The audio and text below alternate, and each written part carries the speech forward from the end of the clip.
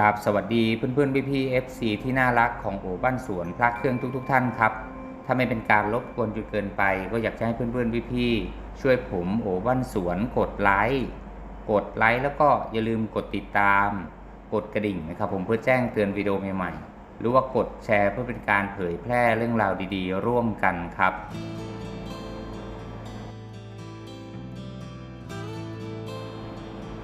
สำหรับในคลิปนี้ตรงกับวันที่ 23 มกราคม คริสตศักราช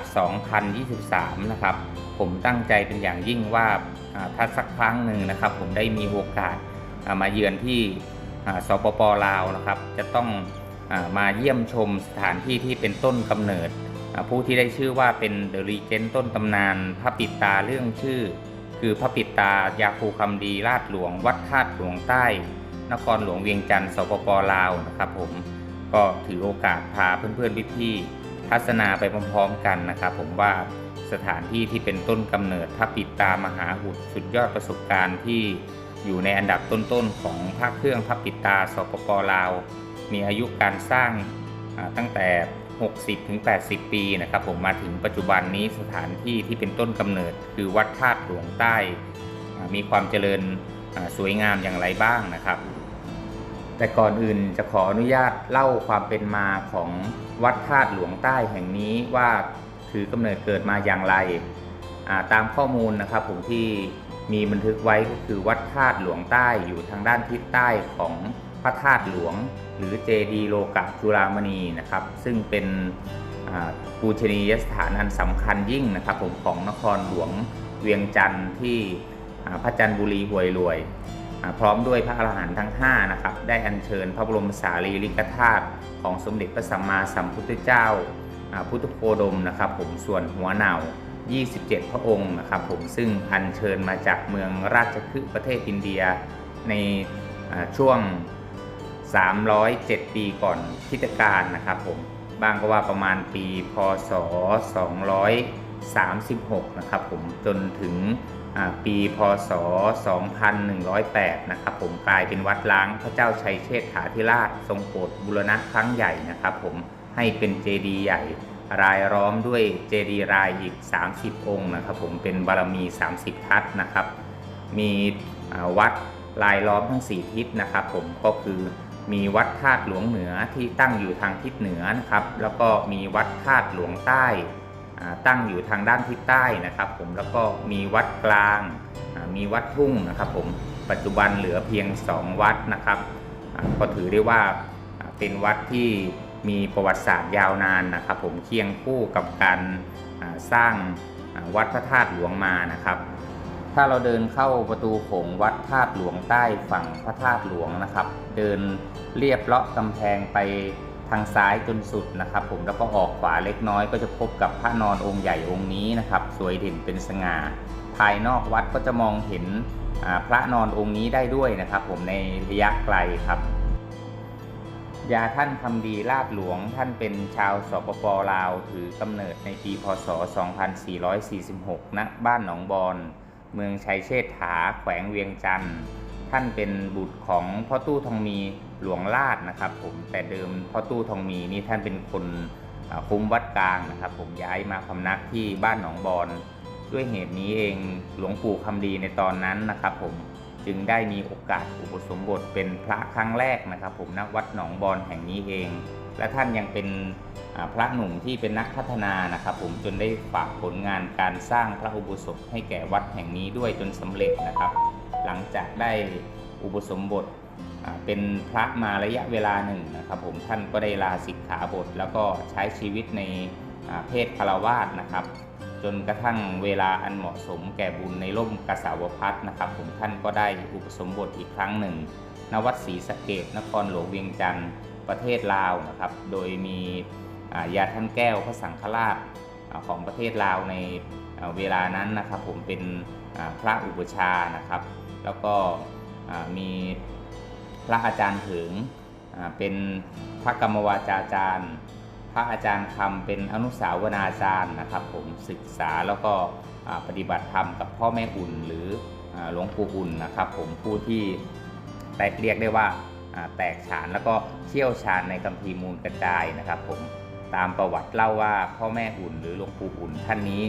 เป็นชาวอุบลราชธานีนะครับแต่ว่ามาพำนักในประเทศลาวเนื่องจากครั้งหนึ่งท่านได้ลาสิกขามามีครอบครัวอยู่กับสาวลาวนะครับผมที่บ้านศรีเมืองแล้วก็ท่านก็ได้อุปสมบทอีกครั้งหนึ่งนะครับญาติท่านอุ่นหรือพ่อแม่อุ่นท่านนี้นะครับผมเป็นศิษย์ของยาคูศรีทัตวัดพระธาตุท่าอุเทนจังหวัดนครพนมนะครับพ่อแม่อุ่นท่านนี้ท่านเป็นอาจารย์ของพระสุปฏิปันโนที่อยู่ฝั่งไทยนะครับผมหลายรูปนะครับผมที่มีชื่อเสียงอย่างเช่นหลวงปู่เครื่องธรรมจาโรวัดเทพสิงหานจังหวัดอุดรธานีนะครับหลวงปู่เพชรปฏิโปวัดผาใหญ่วชิรวงศ์หรือวัดพระพานนะครับผมยาท่านป้องวัดนากรุงยาท่านเภาเสาวรักษ์วัดป่าจอมตาลจังหวัดหนองคายนะครับผมแล้วก็มีเรื่องเล่าของยาคูคำดีนะครับผมที่ท่านได้เล่าให้ศิษย์ฟังว่ามีอยู่ครั้งหนึ่งหลวงปู่คำดีไปเดินธุดงค์กับพ่อแม่อุ่นหรือหลวงปู่อุ่นนะครับผมต้องการที่จะข้ามแม่น้ำโขงนะครับหลวงปู่คำดีท่านเล่าว่าพ่อแม่อุ่นนั่งอธิษฐานจิตอยู่สักพักหนึ่งนะครับผมก็บอกกับหลวงปู่คำดีว่าพระธรรมส่งแล้วเดินข้ามโขงกันเถอะนะครับท่านกับพ่อแม่อุ่นก็เดินข้ามโขงไปนะครับผมโดยเท้าจมน้ำอยู่ในระดับเกือบถึงหัวเข่านะครับไปตลอดการเดินทางข้ามลำน้ำโขงนะครับผมเหมือนเดินบนสันทรายนะครับผมนี่ก็เป็นปรากฏการณ์อัศจรรย์หนึ่งนะครับผมที่เกิดขึ้นในขณะที่ท่านได้มีโอกาสเดินธุดงค์กับพ่อแม่อุ่นนะครับการสร้างพระปิดตาของท่านเกิดจากมีผู้คนประชาชนโดยทั่วไปนะครับผมเอาปลอกกระสุนปืนนะครับผมซึ่งสมัยเมื่อก่อนนี้เป็นวัสดุประเภทโลหะที่พบเห็นกันโดยทั่วไปนะครับผมเพราะว่าประเทศลาวมีการลบพุ่งมีขบวนการก่อการร้ายขบวนการกู้ชาติต่างๆนะครับผมเพราะฉะนั้นปลอกกระสุนปืนเวลาชาวบ้านพบเห็นก็จะนำมาถวายนะครับผมเพื่อที่จะเป็นการทำบุญอีกรูปแบบหนึ่งนะครับผมในการหล่อต่างๆท่านจึงทำการหล่อพระปิดตาโดยการทำพิมพ์ปั้นหุ่นขี้ผึ้งหุ่นเทียนนะครับผมหล่อทีละองค์ภายในองค์ก็จะเจาะก้นอุดด้วยผงวัฒมังบ้างก็อุดด้วยกิ่งบ้างนะครับผมก้นพระปิดด้วยทองแดงเถื่อนนอกจากพระปิดตาแล้ววัตถุมงคลอย่างอื่นนะครับผมที่ท่านสร้างขึ้นเพื่อที่จะสงเคราะห์ชาวบ้านนะครับผมก็มีสีพึ่งผสมผงปัทมังนะครับโดดเด่นเป็นที่สุดในเรื่องเมตตาค้าขายนะครับผมสีพึ่งผสมผงปัทมังของท่านนี้ว่ากันว่าหากใครบังเอิญไปเจอว่านผีโพงนะครับก็ให้กำเอาสีพึ่งปัทมังของท่านนะครับเดินวน3 รอบสักพักใบว่านผีโพงนี่ก็จะเหี่ยวเฉาอ่อนกำลังลงนะครับผมสามารถที่จะเข้าไปเก็บกู้เอาโดยที่ไม่ต้องมีว่านล่ามหรือว่ามีคาถาใดๆนะครับผมถ้าแม้กระทั่งใครมีว่านกระจายนะครับผมพกพาติดตัวแล้วหากอยู่ใกล้เราที่มีตลับสีพึ่งของหลวงปู่นะครับผมก็จะสามารถทำให้คุณของว่านที่ผู้นั้นนำติดตัวนะครับผมที่มาอยู่ใกล้เราเนี่ยเสื่อมถอยลงได้ทันทีนะครับผมนอกจากนั้นก็ยังมีตะกรุดนะครับผมแล้วก็มีผ้ากระเจียกนะครับผมที่ท่านทำไว้เพื่อที่จะให้ผู้ที่จะไปรณรงค์สงครามหรือตำรวจนะครับผมไว้ปราบโจรผู้ร้ายที่มีคุณมีของนะครับผมได้ชะงักนักนะครับสำหรับในคลิปนี้นะครับผมเรื่องราวของยาคูคำดีหลวงลาดวัดธาตุหลวงใต้นะครับผมโอบ้านสวนก็จะขออนุญาตยุติไว้แต่เพียงเท่านี้นะครับผมก็ขอเพื่อนๆ3 อย่างนะครับผมก็คือกดไลค์กดติดตาม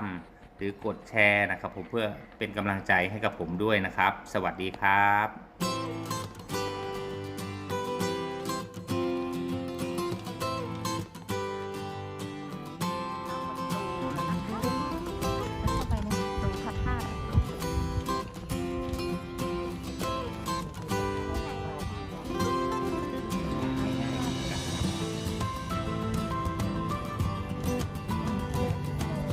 ภาพที่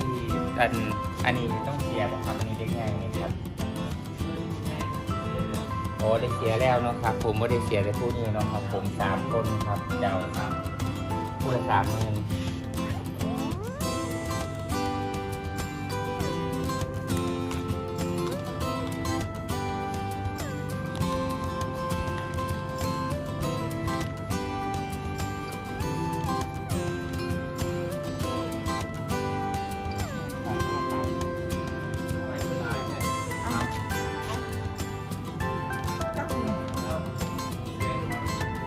น้ำตรงเยอะมาก นับเรื่องเดียวเลย ไม่เอาให้900,000ค่ะ